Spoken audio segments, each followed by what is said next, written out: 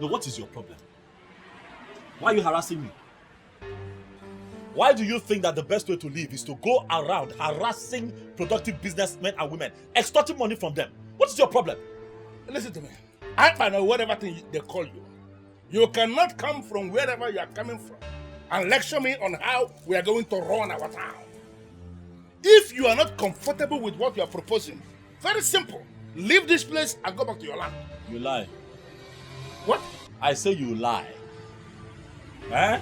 For the land on which I work does not belong to you, so you cannot tell me where to stand or where not to stand, or where to open my shop or where not to run my business. You're disturbing me, this man. What is your problem? Hey, look at me very well. I am not faced by all of this thing. Dude, it will not move me. It seems your stupidity and arrogance will not even move me one bit. Leave my place of business. You're disturbing me. And if I should stop you, what will you do? What will I do? Look, listen. It is very clear you want to die, right? Me? You want to die, right? Because you don't know the man you are dealing with. Listen to me, it is either you pay your tax or I will say that of this time. You want to bet me on that?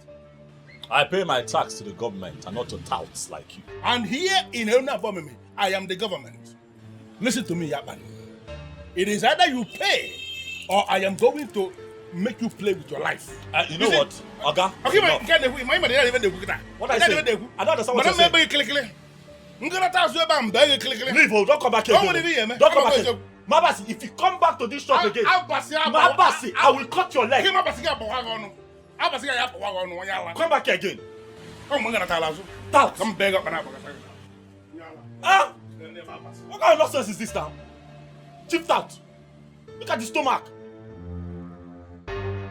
You know where you are? This is Nollywood Pictures TV.